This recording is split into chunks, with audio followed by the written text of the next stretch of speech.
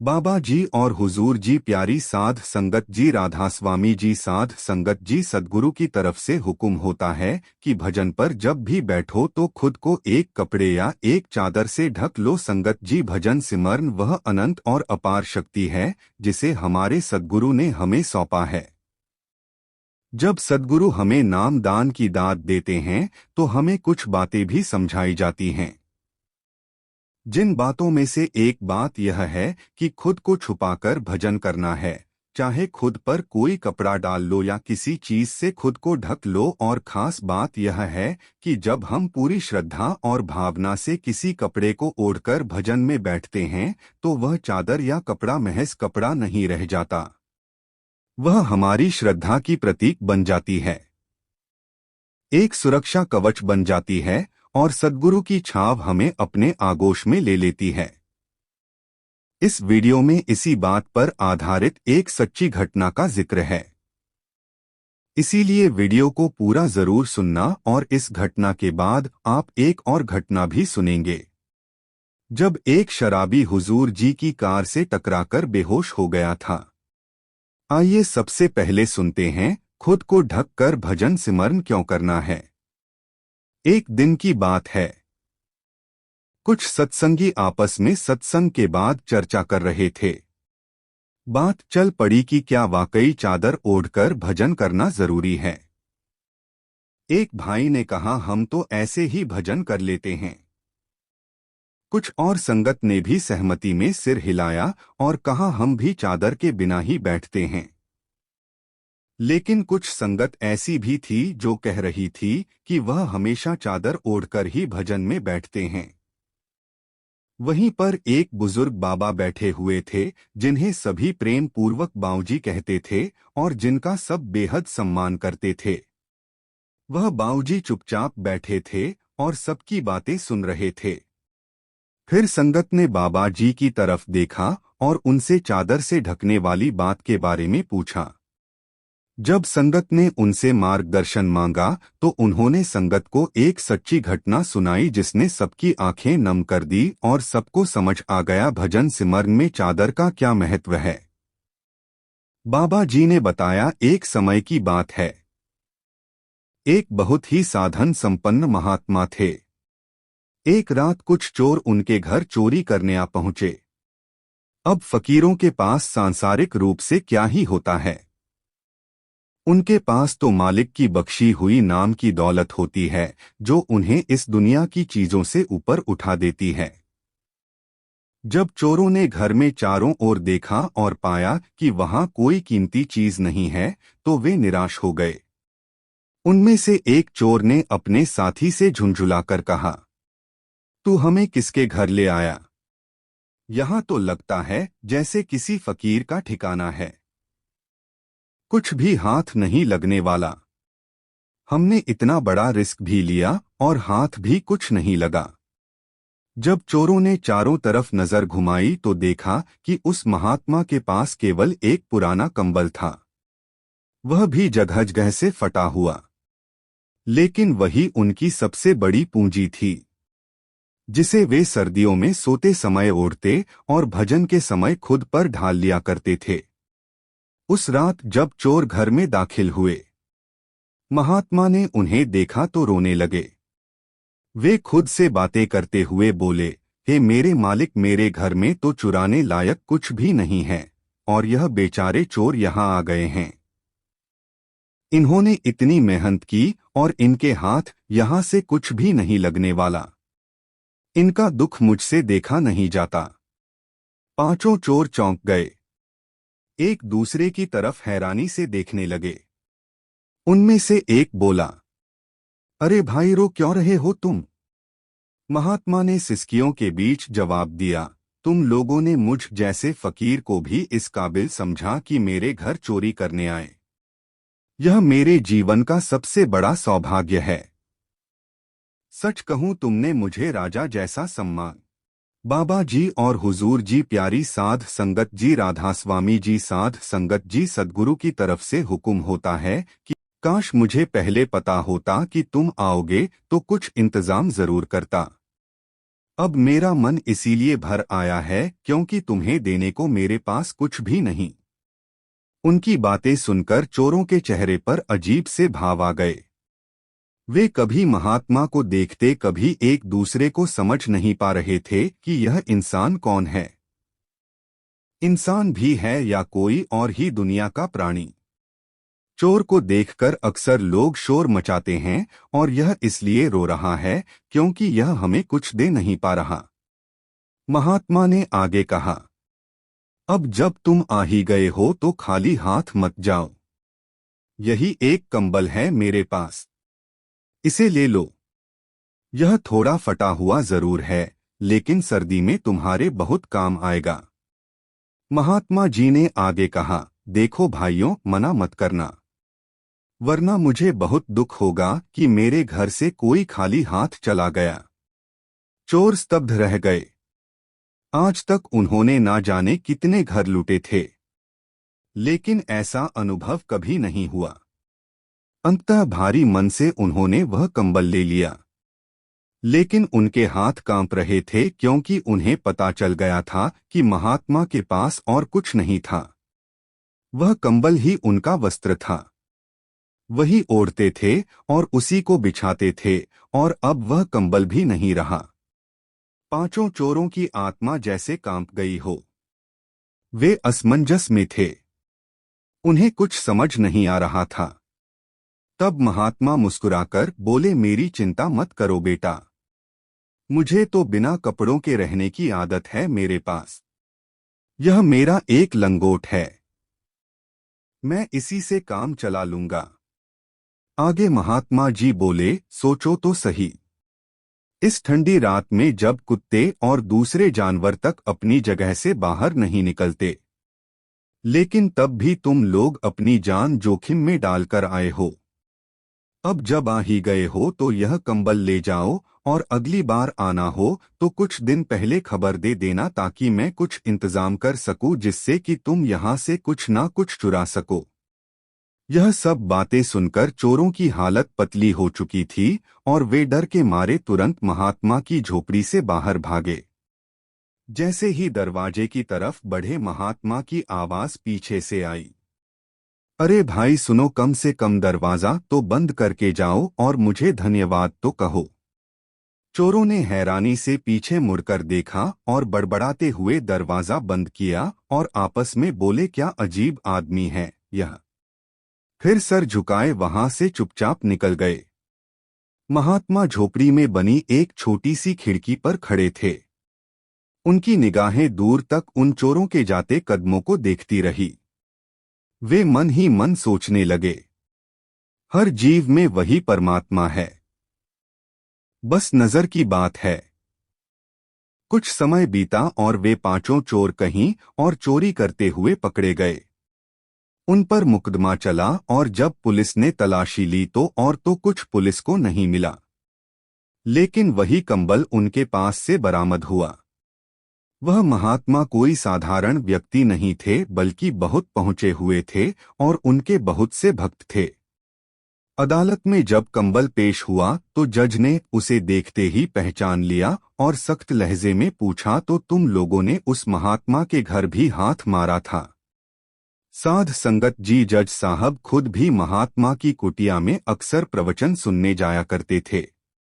जज साहब ने उन्हीं महात्मा को गवाही के लिए बुलाया।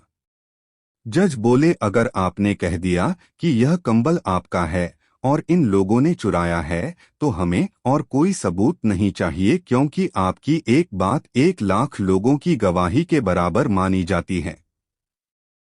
मैं आपको जानता हूं, आप कभी भी झूठ नहीं बोलते।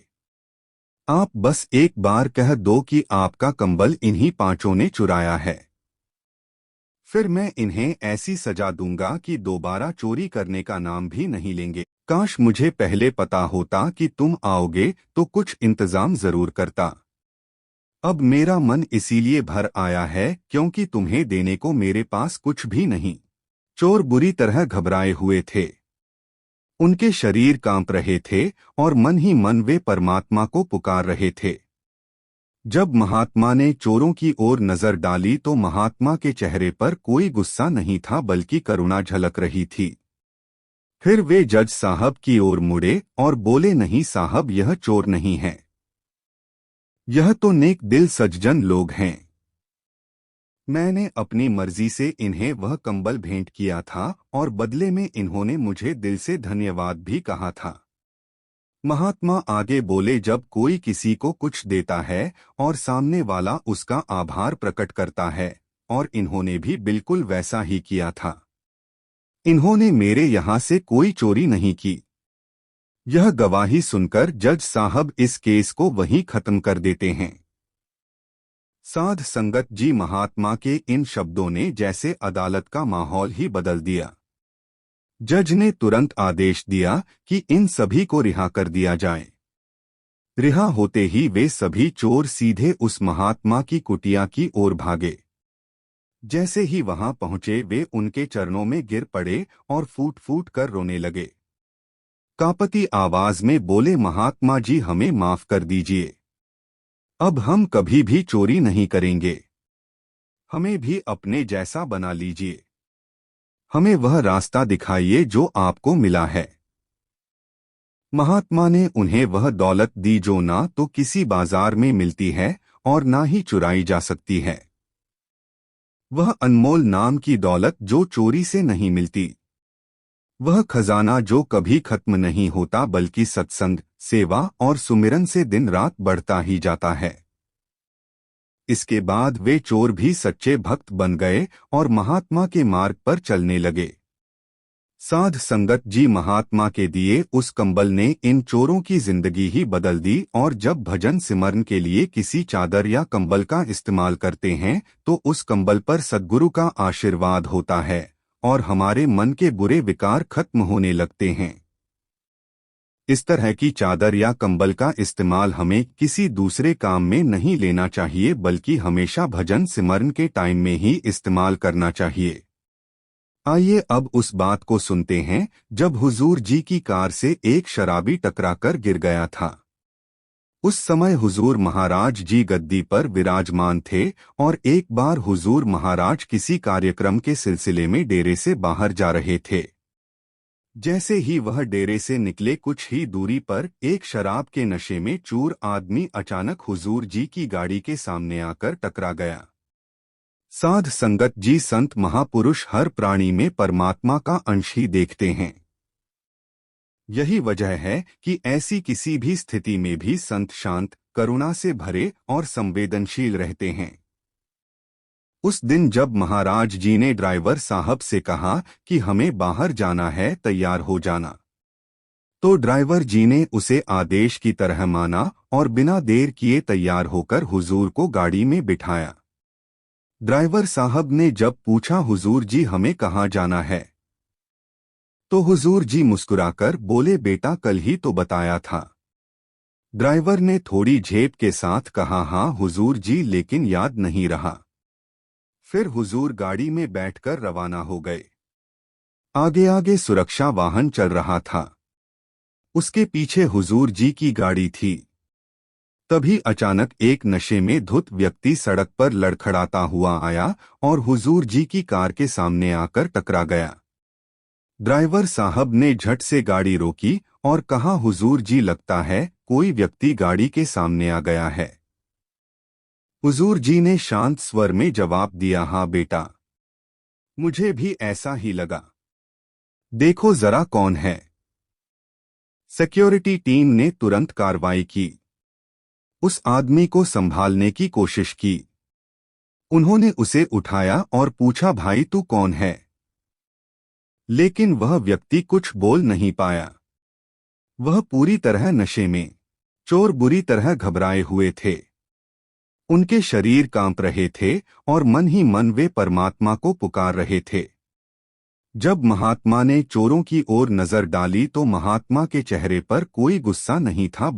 उसकी हालत देखकर हुजूर को कोई गुस्सा नहीं आया, बल्कि हुजूर की आंखों में करुणा चमक उठी। संतों का हृदय तो हर जीव के लिए प्रेम से भरा होता है, चाहे वह किसी भी हाल में क्यों ना हो।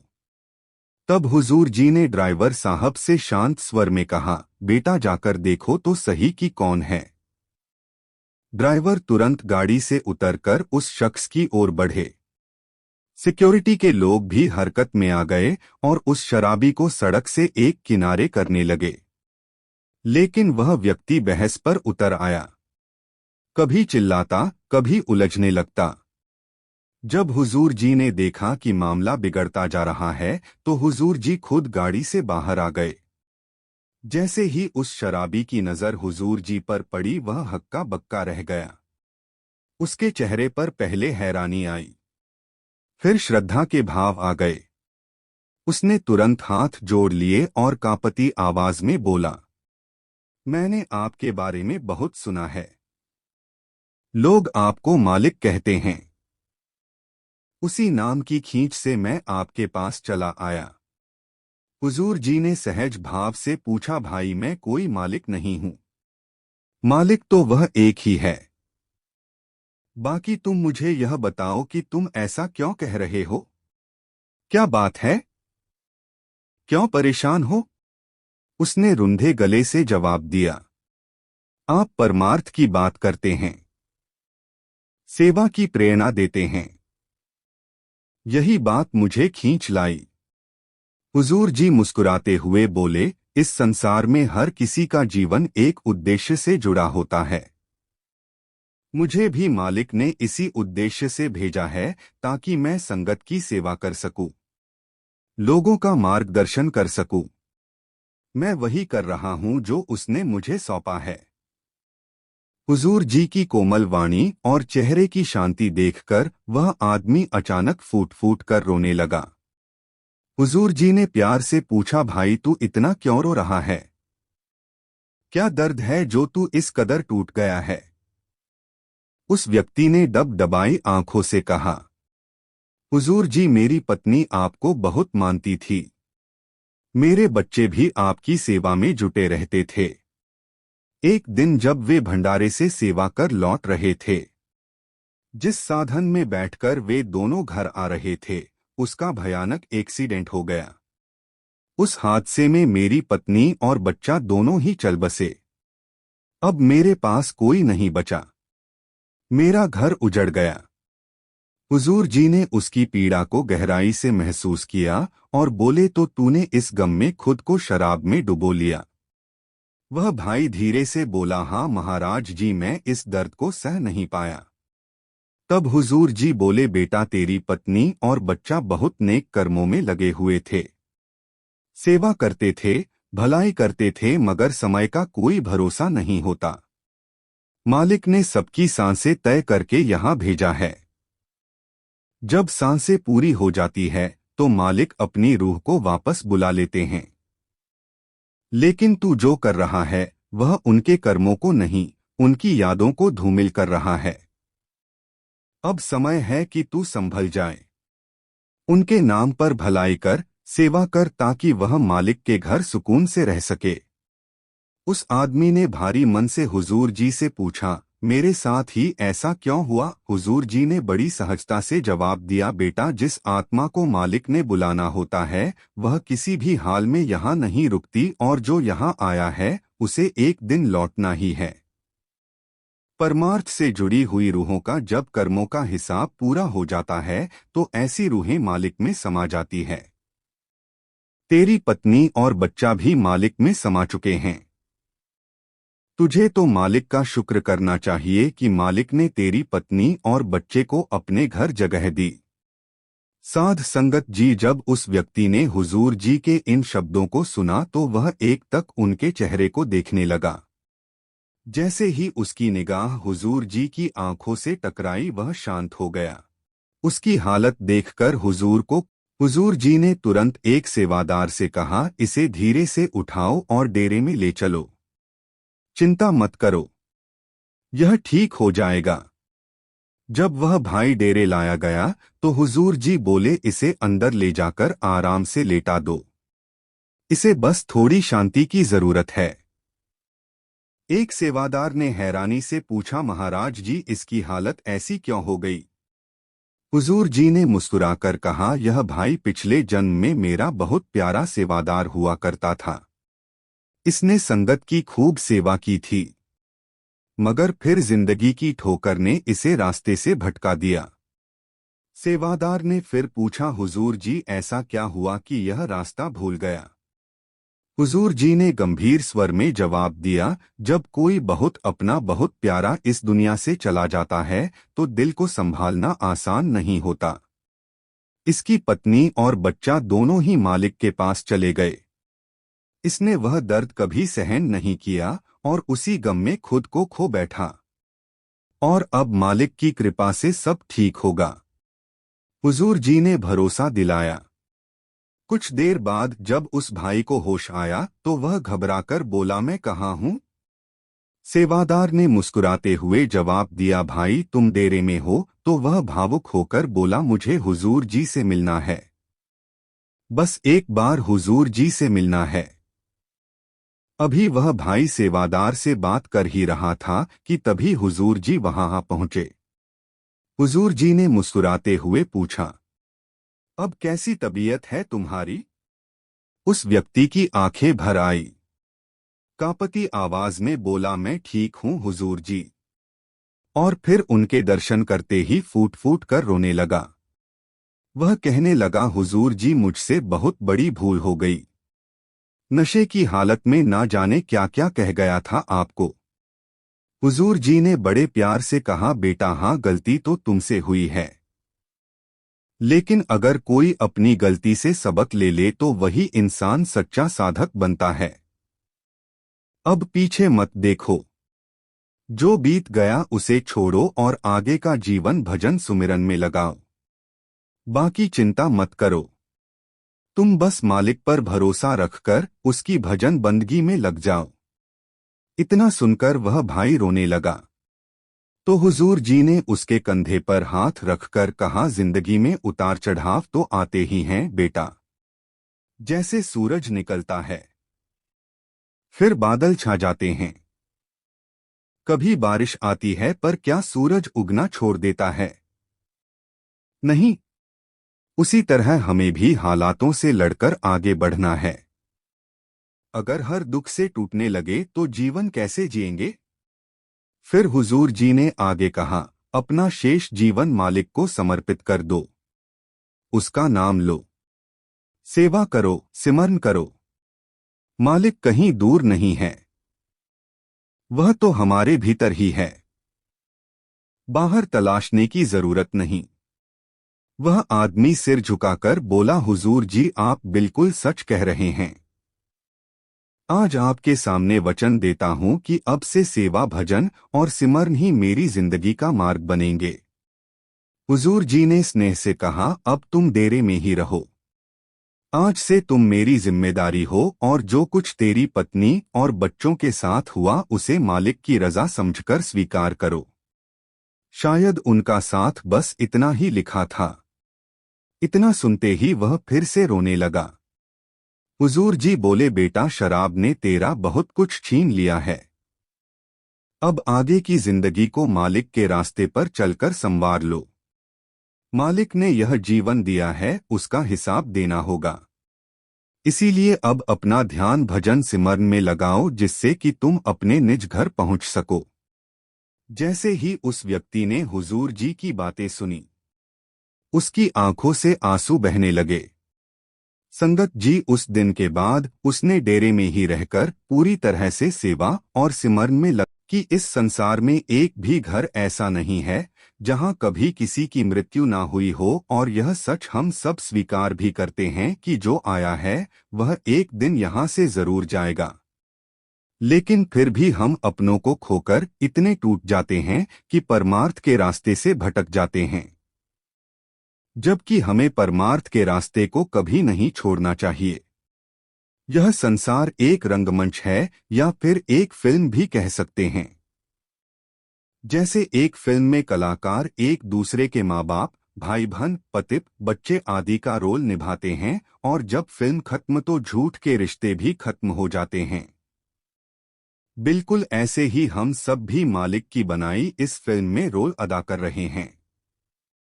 यह सब रिश्ते झूठ के हैं। सिर्फ मालिक से हमारा रिश्ता सच्चा है और हमें उस रिश्ते का मान जरूर रखना है। बाबा जी और हुजूर जी की प्यारी साध संगत जी, सभी को प्यार भरी राधा स्वामी जी। साध संगत जी, आज की वीडियो में हम जो बात बताने जा रहे हैं, यह बात एक सत्संगी भाई ने सेवा के दौरान संगत को बताई थी। साध संगत जी, जैसा कि हम जानते हैं कि जब भी हम सेवा करने जाते हैं या सेवा करनी शुरू करते हैं तो उससे पहले मालिक का ध्यान किया जाता है, उसकी याद में बैठा जाता है। सभी संगत से विनती की जाती है कि कृपया 5 मिनट मालिक की याद में बैठे, नाम सिमरन करें और उसके बाद ही सेवा शुरू होगी। तो ऐसे ही सेवा लगी हुई थी। उस जत्थे का जो सेवादार था, उस भाई ने यह साखी सभी संगत को सुनाई थी, जो हम आपसे साझा करने जा रहे हैं। उन्होंने कहा था कि जैसे ही हम पर कोई दुख की घड़ी आती है, कोई मुसीबत हम पर पड़ती है, तो हम परेशान हो जाते हैं और चिंता करने लगते हैं कि अब क्या होगा। तो उस समय हमें परेशान नहीं होना चाहिए, क्योंकि हमारी देखभाल करने के लिए मालिक है। अगर हमने अपना हाथ उसको पकड़ा दिया है तो हमें चिंता करने की जरूरत नहीं है, क्योंकि फिर वह खुद हमारी संभाल करता है। अगर हमें नाम दान मिल गया है, गुरु की कृपा से हमें नाम की बख्शीश हो गई है, तो फिर हमें किसी बात का डर नहीं होना चाहिए, क्योंकि हमारे सतगुरु हमारे बाबा जी हर पल हमारे साथ हैं। जिस पर गुरु का हाथ होता है, उस पर कोई मुसीबत आती भी है तो वह उस मुसीबत का आसानी से सामना कर लेता है बिना डोले, क्योंकि सतगुरु नाम दान के समय उस अभिलाषी जीव की जिम्मेदारी ले लेते हैं और उस पर कोई मुसीबत नहीं आने देते, उसे हर मुश्किल से निकाल देते हैं। हम में से जिस संगत को भी नाम दान मिल गया है, वह बहुत अच्छे से इस बात को समझते हैं। पूरा गुरु मिलना बहुत ही मुश्किल है। हम अपने आप पूर्ण गुरु की तलाश नहीं कर सकते। वह तो उस कुल मालिक की ही कृपा से संभव है कि हमें उससे मिला दे, हमारा हाथ उसके हाथ में दे दे। साध संगत जी, जब हमें नाम दान मिल जाता है तो एक तरह से हमने संत मत में रूहानियत में अपना दाखिला करवा लिया है। अब उसे निभाने की जिम्मेदारी हमारी होती है।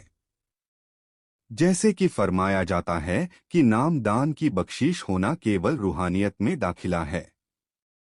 अगर हम भजन सिमरन की कमाई करेंगे, मालिक की भजन बंदगी करेंगे, तो हम इससे पार हो जाएंगे, हमारा पार उतारा हो जाएगा। हम 84 के जेल खाने से आजाद हो जाएंगे। लेकिन अगर हमने नाम की कमाई नहीं की तो हम यही भटकते रह जाएंगे, बार बार आना और जाना पड़ेगा। फिर आगे सेवादार ने बताया कि हम दुख की घड़ी में तो मालिक को याद करते हैं, लेकिन सुख की घड़ी में हमें उस मालिक की याद आती ही नहीं। हम इस दुनिया में इतना खो जाते हैं, दुनिया की सुख सुविधाओं में इतना खो जाते हैं कि हमें उसकी याद नहीं आती कि इस संसार में एक भी घर ऐसा नहीं है जहां कभी किसी की मृत्यु ना हुई हो, और यह सच हम सब स्वीकार भी करते हैं कि जो आया है। साध संगत जी, उस सेवादार भाई की बात को सुनकर सारी संगत की आंखों में प्रेम के आंसू थे, क्योंकि जहां पर उस मालिक हमारे सतगुरु की बात होती है, वहां हमारे आंसू खुद ही निकल आते हैं और हमें सुख और शांति का एहसास होता है। साध संगत जी, आइए एक ऐसी ही साखी सुनते हैं जो हमारे अंदर हमारे सद्गुरु के प्रति हमारे विश्वास को बढ़ा देगी। साध संगत जी, जब हम सेवा पर जाने के लिए अपने घर से कदम बाहर निकालते हैं तो फिर हमें एक बात को अच्छी तरह से हमेशा समझना चाहिए कि हमारे घर से कदम बाहर निकलते ही हमें हमारे पीछे घर की चिंता करने की जरूरत नहीं होनी चाहिए, क्योंकि हमारे पीछे से घर और परिवार की संभाल सद्गुरु खुद करते हैं। चाहे किसी भी रूप में आए, लेकिन हमारे घर परिवार की जिम्मेदारी सद्गुरु की होती है। अगली साखी भी ऐसी ही है। यह एक सच्ची घटना पर आधारित है। यह साखी एक सत्संगी की है जो पेशे से एक बहुत बड़ा बिजनेसमैन था और पैसे की कोई कमी नहीं थी। आलीशान घर, गाड़ी, सब कुछ था। सत्संगी के दो बच्चे थे, बेटी 8 साल की और बेटा 5 साल का। लेकिन इस सत्संगी की पत्नी का कुछ साल पहले देहांत हो गया था। अब यह अकेला ही अपने दोनों बच्चों को पाल रहा था। सुबह अपने ऑफिस जाते समय यह बच्चों को स्कूल छोड़ देता था और दोपहर को इसका ड्राइवर बच्चों को स्कूल से लेकर घर छोड़ता था। घर में बच्चों की देखभाल और खाना बनाने के लिए एक आया को रखा हुआ था जो दोपहर को आती थी और शाम 6 बजे तक रात का खाना बनाकर चली जाया करती थी। इस सत्संगी भाई को सेवा करना बहुत अच्छा लगता था। यह अक्सर अपने शहर के सत्संग घर में सेवा करने जाया करता था। इसका मन भजन सिमरन में नहीं लगता था, लेकिन सेवा में सबसे आगे होता था। पिछले साल बरसात के मौसम की घटना है। इसके शहर के सत्संग घर में कोई कंस्ट्रक्शन का काम चल रहा था और उस दिन इतवार का दिन था, तो उस दिन इस सत्संगी भाई को कहीं और कोई काम नहीं था। यह अपने बच्चों का सुबह का नाश्ता करवाकर सत्संग घर के लिए जब जाने लगा तो उसने देखा कि इसका बेटा जो 5 साल का था उसे थोड़ा सा बुखार था। इसने घर में रखी हुई बुखार की दवाई बच्चे को दे दी और अपनी बेटी को समझा दिया कि फिर से बुखार लगे तो यह दवाई पिला देना और कोई जरूरत हो तो मुझे फोन कर देना। आया अब भी आ जाएगी और शाम तक मैं भी वापस आ जाऊंगा। यह सब बेटी को समझाकर भाई सत्संग घर के लिए सेवा पर निकल गया। सत्संग घर इसके घर से लगभग 10 किलोमीटर दूर था और पहुंचने में 15 से 20 मिनट लग जाया करते थे। यह भाई अपने सत्संग घर में आ गया और वहां पर कंस्ट्रक्शन के काम में सेवा करने लगा। बीच बीच में अपने बच्चों को फोन करके भी हालचाल पूछ लेता था और आया को भी फोन पर समझा दिया कि बच्चे को बुखार है तो थोड़ा ध्यान रखना। उस दिन शाम होते होते मौसम खराब होता गया और बहुत तेज आंधी और उसके बाद तूफान जैसी बारिश शुरू हो गई। पूरे शहर में पानी भर गया और आवागम रुक गया। कई बार तो कुछ इलाकों में कई कई दिन लोग अपने घर से बाहर नहीं निकल पाते। उस दिन शाम का माहौल भी कुछ ऐसा ही होता जा रहा था। इधर इसके घर में शाम को इसकी बेटी अपने भाई को बुखार की दवा पिलाने लगी तो देखा कि दवाई की आखिरी डोज बाकी बची हुई थी। उसने अपने पापा को फोन करके कह दिया कि जब आओ तो दवाई लेते आना और भाई का बुखार ठीक नहीं हो रहा। साध संगत जी उस सेवादार भाई की बात को सुनकर सारी संगत की आंखों में प्रेम के आंसू थे, क्योंकि जहां पर उस मालिक हमारे सतगुरु की बात होती है वहां हमारे आंसू खुद ही निकल आते हैं और हमें सुख और शांति का एहसास होता है। साध संगत जी, आइए एक ऐसी ही साखी सुनते हैं जो हमारे अंदर हम दवाई देने पर बुखार उतर जाता है, लेकिन थोड़ी देर के बाद फिर से चढ़ जाता है। संगत जी, अब यह भाई जल्दी जल्दी सत्संग घर से अपनी कार में बैठकर निकल पड़ा। लेकिन बारिश इतनी जोरों से हो रही थी कि हर तरफ पानी भर गया था और इतने पानी में गाड़ी को निकाल पाना मुश्किल हो रहा था। इस भाई ने बड़ी कोशिश की, लेकिन कहीं सत्संग घर में ही फंस गया और फोन पर बच्चों से बात करने लगा। इधर बेटे की तबीयत बिगड़ती जा रही थी और दवाई भी खत्म हो चुकी थी। अब यह भाई चिंता में आ गया था। इसने अपने पड़ोसियों को फोन किया पर उनका फोन नहीं उठ रहा था। थोड़ी देर के बाद उसके पड़ोसी ने कॉल वापस की तो भाई ने कहा कि अगर आपके पास कोई बुखार की दवा रखी हो तो वह मेरे बेटे को दे दो। लेकिन पड़ोसी के घर दवा तो थी पर इतने छोटे बच्चे के लिए नहीं थी। अब इस भाई को समझ नहीं आ रहा था कि क्या करें। इस भाई ने डॉक्टर हेल्पलाइन नंबर पर कॉल करने की कोशिश की कि कोई डॉक्टर किसी तरह घर जाकर बच्चे को देख सके। काफी कोशिश करने के बाद हेल्पलाइन वाली मैडम ने कहा, ठीक है सर, मैं कोशिश करती हूं किसी को भेजने की।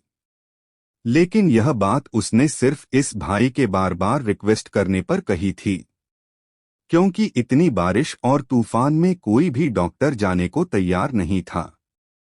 सबको अपनी जान प्यारी होती है। तो इस भाई ने अपने बच्चों को फोन कर दिया और कहा कि अभी कुछ देर में डॉक्टर आएंगे और दवाई देकर जाएंगे। लेकिन डॉक्टर ने तो आना नहीं था। साध संगत जी अब यह भाई बाबा जी से अरदास करने लगा और कहा, बाबा जी आपके अलावा मेरा और मेरे छोटे छोटे बच्चों को इस संसार में कोई नहीं है, इसलिए आप अपने घर की संभाल कर लेना। और यह कहकर भाई रोने लगा, क्योंकि एक पिता अपने बच्चों को मुसीबत में नहीं देख सकता है। इस समय यह भाई अपने आप को इतना बेबस महसूस कर रहा था कि वहां सत्संग घर में बैठने के अलावा और कुछ नहीं कर सकता था। साध संगत जी सतगुरु भी तो संगत के पिता ही होते हैं, तो वह कैसे अपने बच्चों को मुसीबत में देख सकते थे। कुछ देर के बाद भाई के घर की डोर बेल बजी। जब बेटी ने दरवाजा खोला तो सामने एक सरदार जी डॉक्टर की यूनिफॉर्म में खड़े थे। जब दरवाजा खोला तो वह अंदर आ गए और बच्चे के पास गए। बच्चे को अच्छे से समझकर दवाई दी और जब तक बच्चा ठीक नहीं हो गया तब तक वह वहीं बैठे रहे। भाई के घर हर कमरे में बाबा जी की फोटो लगी हुई थी। तो भाई की जो बेटी थी उसने एक बार फोटो की ओर देखा और दूसरी बार डॉक्टर के चेहरे पर देखा और पूछने लगी, आप तो यही फोटो वाले बाबा जी हो? तो डॉक्टर कहने लगे, नहीं बेटा मैं यह नहीं हूं, मैं तो एक डॉक्टर हूं। बच्ची छोटी थी इसलिए पहचान नहीं पाई कि यह सच में बाबा जी ही हैं। 2 से 3 घंटे वहां रुकने के बाद जब बच्चा ठीक हो गया तो डॉक्टर वहां से चले गए। उस पूरी रात वह भाई सत्संग घर में ही फंसा रहा और फोन पर बच्चों से बातें करता रहा। बच्चों ने भी बता दिया कि एक डॉक्टर आए थे और दवाई देकर गए हैं। फिर अगले दिन जब मौसम थोड़ा साफ हुआ तो वह भाई अपने घर पहुंचा और अपने बच्चों को अपने गले से लगा लिया। फिर बेटे ने बताया कि कल जो डॉक्टर आए थे उनकी शक्ल बाबा जैसी थी। यह सुनकर वह भाई थोड़ा हैरान हो गया और उसने कंफर्म करने के लिए हेल्पलाइन नंबर पर दोबारा फोन किया। फोन पर उसको बताया गया कि कल मौसम बहुत खराब होने की वजह से हम आपके घर किसी डॉक्टर को नहीं भेज सके। दवाई देने पर बुखार उतर जाता है, लेकिन थोड़ी देर के बाद फिर से चढ़ जाता है। संगत जी अब यह भाई जल्दी जल्दी सत्संग घर से अपनी कार में बैठकर निकल पड़ा। लेकिन बारिश इतनी जोरों से हो रही, इसीलिए हम अभी आधे घंटे में आपके घर डॉक्टर को भेज रहे हैं। यह सुनकर भाई की आंखों में आंसू बह निकले और भाई ने हेल्पलाइन वालों को कहा, आपका शुक्रिया, लेकिन अब डॉक्टर नहीं चाहिए, अब बच्चा ठीक है। इसके बाद यह भाई बाबा जी की फोटो के आगे बैठकर रोने लगा और शुक्राना करने लगा। साध संगत जी ऐसे करते हैं, सतगुरु अपने सेवादारों और संगत की संभाल। हमें लगता है कि हम सेवा पर गए हैं तो पीछे कौन संभालेगा, लेकिन जैसा मैंने आपको शुरू में कहा था कि जब हम एक कदम उसकी ओर बढ़ाते हैं तो फिर हमें पीछे चिंता करने की जरूरत नहीं होनी चाहिए। वह सब कुछ अपने आप संभाल लेते हैं, किसी ना किसी रूप में आकर हमारी मदद जरूर करते हैं। साध संगत जी बाबा जी हर बात पर इतना जोर देने के लिए क्यों कहते हैं? हर सत्संग में हर वाणी में उनका संदेश हमें बार बार एक ही दिशा में क्यों मोड़ता है? आखिर इसका क्या रहस्य है? वह हमें बार बार क्यों समझाते हैं? भाई सिमरन भजन करो, सिमरन भजन करो। क्यों हर सत्संग में उनके वचनों का सार यही निकलता है कि हमें सिमरन भजन को अपनी सर्वोच्च प्राथमिकता देनी चाहिए। लेकिन सवाल यह है कि हमें यह सिमरन भजन करना इतना कठिन क्यों लगता है? क्या हमने कभी इस पर गंभीरता से विचार किया है? नहीं। हमने तो बस नाम दान ले लिया और यह सोचकर निश्चिंत हो गए कि बस अब हमारा काम पूरा हो गया। लेकिन क्या सच में यही काफी है? आखिर वह कौन सी वजह है जो हमें सिमरन भजन से दूर रखती है? इसका असली कारण क्या है? हमारा मन सिमरन भजन में क्यों नहीं लगता? क्योंकि अगर कभी बैठ भी जाते हैं सिमरन भजन की बैठक में, तो हम अपने अंदर दुनिया भर की इच्छाएं लेकर बैठते हैं कि मेरा वह काम बन जाए, मेरा यह काम बन जाए। तो भाई इसका मतलब तो यह हुआ कि हम मतलबी हैं। हम अपने मतलब के लिए सिमरन पर बैठते हैं, तो इसका मतलब यही हुआ कि हमें अपने सद्गुरु से प्यार नहीं है। हम अपने सद्गुरु को प्रेम नहीं करते, और जब हमारी इच्छाएं पूर्ण नहीं होती तो फिर हमें सिमरन भजन करना कठिन लगता है। इसीलिए भाई अगर हम अपने मतलब के लिए ऐसा करेंगे तो फिर हम जीवन में कभी भी सिमरन भजन में तरक्की नहीं कर सकते और सचखंड तक नहीं पहुंच सकते। तो भाई हमें सिमरन भजन रोजाना करना है और अपनी इच्छाएं लेकर नहीं करना है, क्योंकि मन में कोई इच्छा नहीं होनी चाहिए। भाई सद्गुरु जानी जान है। वह सब जानते हैं कि हमारे लिए क्या अच्छा है और क्या बुरा है। जब हम अपने नियम के पक्के हो जाएंगे, जब हम सिमरन भजन को समय देंगे और वह भी बिना किसी ख्वाहिशों के, बिना किसी इच्छाओं के, तभी हमारा सिमरन भजन सफल होगा। जब हम सही मार्ग पर चल पड़ेंगे तो हमारी इच्छाएं तो सद्गुरु अपने आप पूरी कर देंगे। फिर हमें कुछ मांगने की जरूरत नहीं पड़ेगी। जो हमारे लिए अच्छा है वह हमें सद्गुरु अपने आप दे देते हैं। इसलिए जब हम सिमरन की बैठक में बैठे तो हमें केवल यही सोचना है कि हम शरीर नहीं हैं, हम एक आत्मा हैं। यह शरीर तो एक मिट्टी का पुतला है और हम किराए के मकान में रह रहे हैं। यह मकान एक किराए का मकान है। किसी को 50 साल के लिए मिला है, किसी को 60 साल के लिए और किसी को 70 साल के लिए मिला है। भजन करते समय हमें अपने अंदर बहुत कुछ दिखाई देता है और हमें बहुत से अनुभव भी होते हैं। साध संगत जी, हम आपको एक साखी सुनाते हैं। यह साखी एक सत्संगी जी की है जो बहुत बंदगी वाली थी। इसीलिए हम अभी आधे घंटे में आपके घर डॉक्टर को भेज रहे हैं। यह सुनकर भाई की आंखों में आंसू बह निकले।